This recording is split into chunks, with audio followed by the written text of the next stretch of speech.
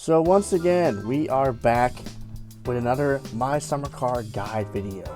And this will probably be the last long form guide video I will make, because this is basically the end of the game at this point. Now, I will probably continue to do YouTube Shorts content about tips and tricks, but this will be the last video. Now, basically all the footage I used in this video was from my last live stream.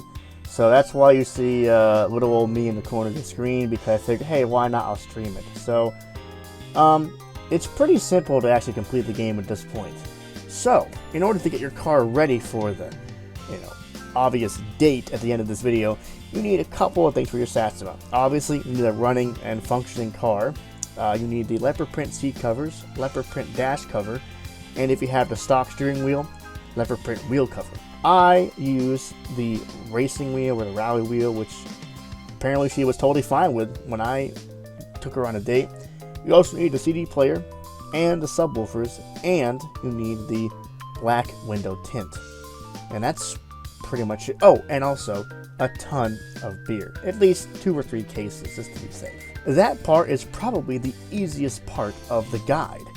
The hardest part really is, well, you have to kill somebody. Now, if you've been following my guide series for a little while now, you know that I have found a way to kill Jani without getting arrested by the police.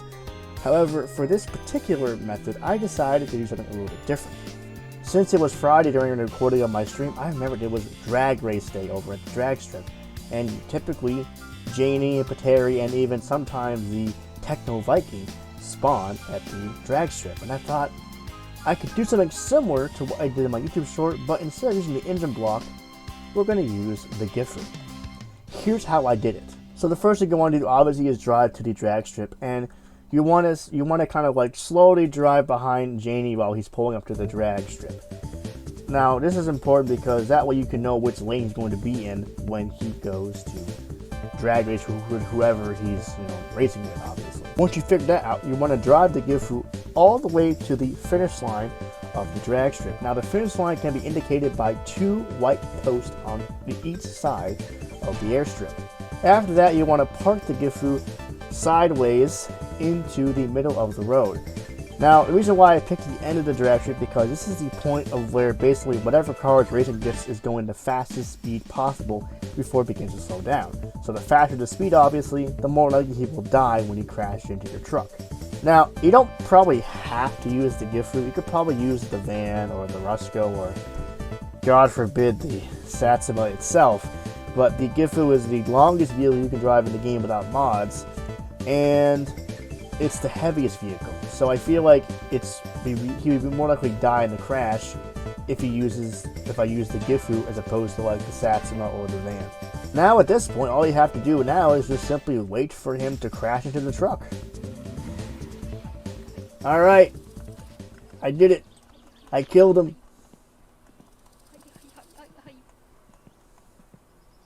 That was easy.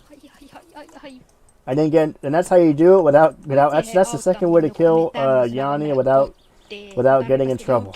Now at this point, I thought I could just drag Suski into the truck, but because the Gifu is so high off the ground, and because apparently your character is so weak you can't drag a 55-kilogram woman into a truck, I couldn't put her inside. But then one viewer suggested I put her on top of the Ricochet to give me a little bit of a boost into the car. Well, something kind of happened when I did that. You'll see. Somebody made a green Orca AI car for my summer car, and I thought it was a New Kids Turbo or New Kids Turbo reference. And the guy was like, "What's that?" And I'm like, "Come on, bro. You made a green Orca, a green Opel Manta, and you don't even know what New Kids Turbo is? Come on. That's like a national treasure in Germany for some reason." What? What? What the What the fuck was that? What the fuck? Okay. We gotta restart. That was fucking bullshit. Now, I can't really explain how I died there. I really can only chalk it to, well, my summer car being, well, my summer car. But this is by far one of the most bizarre deaths I've had in the game thus far. And let me tell you, I've died a lot in this game on permadeath and mortal, and this is probably the strangest death I've had so far. So naturally, I tried it again. Obviously doing it a little bit differently this time. Here he comes. Here he comes. And there goes the truck. That's fine. That's fine. After that, I walked over down to the bus stop, caught the bus back to town, and over to Satsuma down back where I met Suski at the drag strip. After I picked up Suski and put her back in the car, I found a really strange glitch though. What the fuck? He's dead! Ghost car, ghost car, ghost car, what the fuck? Ghost car, ghost car, oh my god, it's possessed! It's possessed, oh my god! Now, once again, this is one of those glitches I just can't explain. I have no idea how this happened or why this happened, and this is my first time ever finding this glitch. And I think this might have caused what happens later on in the next part. So naturally I took her home and I set her down on the parents' bed like you're supposed to. And usually she's supposed to say, hey, thanks for helping me, being a good friend. But she doesn't say that. I tried moving her around on the bed, she wouldn't say it. I tried putting her on the couch, she wouldn't say it.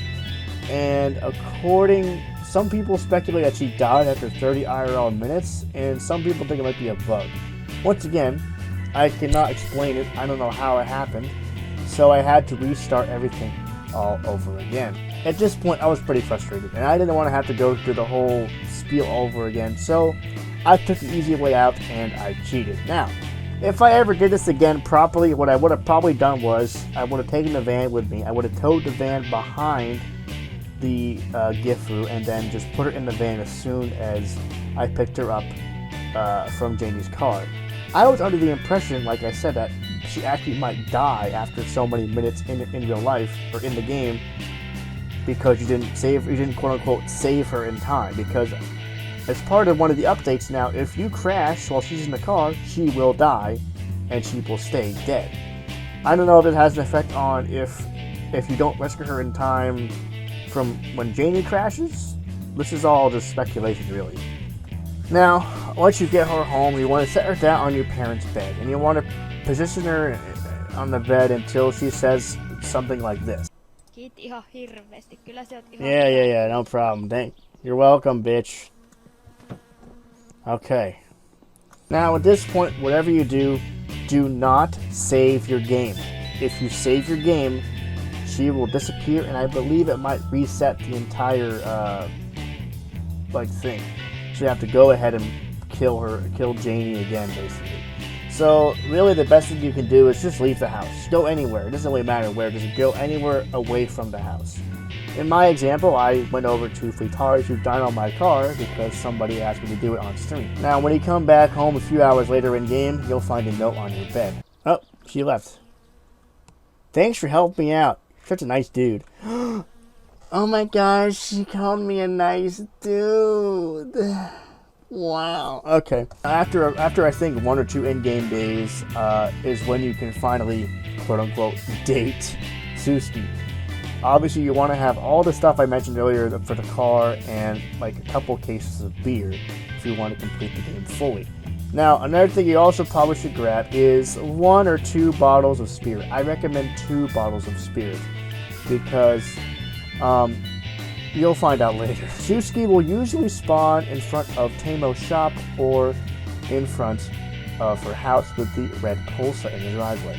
Now, before you let her into your car, you want to make sure your character is basically almost 100% clean. Like, if you have like 1/5 of your dirtiness bar filled, you'll basically call it a dirty hillbilly, and it will ruin your chances of scoring during your date. And once you start driving, you want to just drive around the highway for a little bit, but for whatever you do, don't go over 100 kph. She'll get angry about that, which is kind of ironic considering Jani would speed all the time. Maybe she secretly didn't like that shit, she just didn't want to say anything, I don't know. After driving for a little while, she'll say this. Alright, let's go. Now, from this point forward, you can either go to the ski hill or the dance pavilion. Now, in my personal opinion, I think it's a lot easier to go to the dance pavilion than go to the ski hill because it makes picking up the car a lot easier. if you want to pick up your car from the ski hill, you'll have to walk the entire length of the ski hill. I mean, you probably could put your moped in the back too, pick out the rear seat. Or if you park it at the dance pavilion, all you have to do is just walk to the end of your road, hitch a ride from Penna, and then pick up your car. There was one small problem when I went to go stop at the dance pavilion. Oh no. I just killed somebody. You know what? It's fine. I don't care. Now at this point, all you have to do is park the Satsuma, turn it off, and start drinking. Now here's why I said bring at least 2 to 3 cases of beer. Because in order to complete the date, you have to pass out. Now, you could also do this by bringing a couple bottles of booze with you, at least 2. And I should have brought 2 with me because 1 bottle wasn't enough. I had to drink a lot of beer in order to pass out. And in fact, I drank too much beer, as you'll see in a minute. I did eventually pass out, but I encountered what I call an endless cycle of passing out. Here's what I mean. I thought I would be good with 1. Oh, there we go.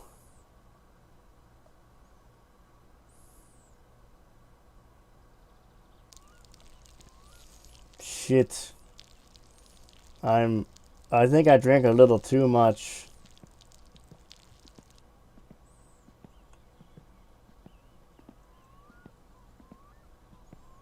I'm still drunk. Oh, there we go. I'm passing out. I'm passing out. So basically what happened here was I got so incredibly drunk. After I woke up, I was still drunk.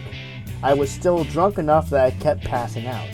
The only thing that stopped me from passing out continuously for a couple of days was getting knocked out by the police. Oh, fuck. Oh, God. Oh.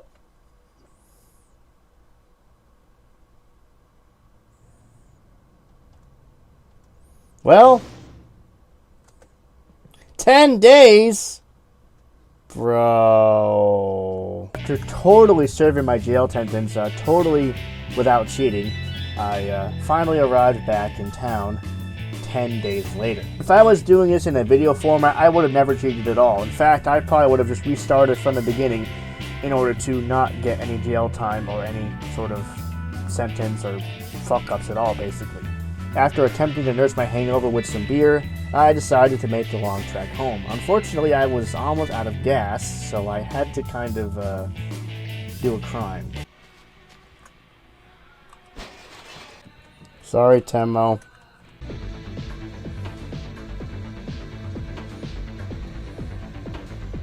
By the way, to anyone in my stream chat who was laughing at me saying, oh, he has to pay 2,000 marks to get gas, lol. Actually, I didn't. And I have a screenshot to prove it. I mean, this isn't much to go off of, but I swear to you on my word that even though I had broken the window, I never had to pay 2,000 marks. I don't know why. I don't know if because nobody was there to see me do the crime or what, but all I had to pay for was the stolen gas and the oil filter and spark plugs I bought from Temo on Saturday.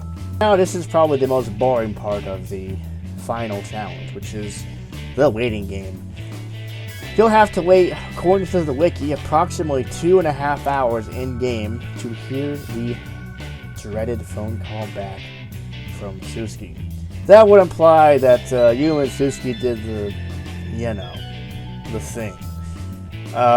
Now, I have a bit of speculation here. You're the first guy to pass out. She doesn't pass out before you. Now, I'm not trying to make any assumptions here, but I think your character was assaulted by Suski. I mean, listen. Technically, I've heard of some people doing some stuff while they're still blacked out. Like, they're still, conscious, but they're, don't remember anything kind of stuff. So, we don't really know. But what we do know is she has a child. And you'll get a phone call like this. Ei tiedäkö vittu mitään. Nyt kävi niin, että minä oon pieni päin. Ja minun vanhemmat on sitä mieltä, että siu ja minua ja meidän pitää vittu ottaa oikeasti tästä vastuu. Eli on raskana, jos et tajunnut. Tajusitko?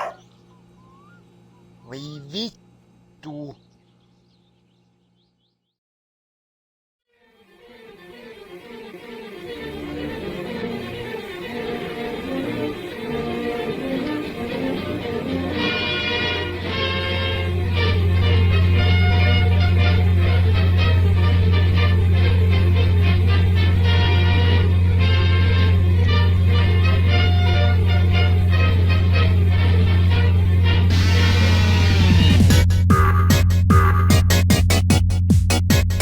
At this point, the end credits will play and you have completed the story of my summer car.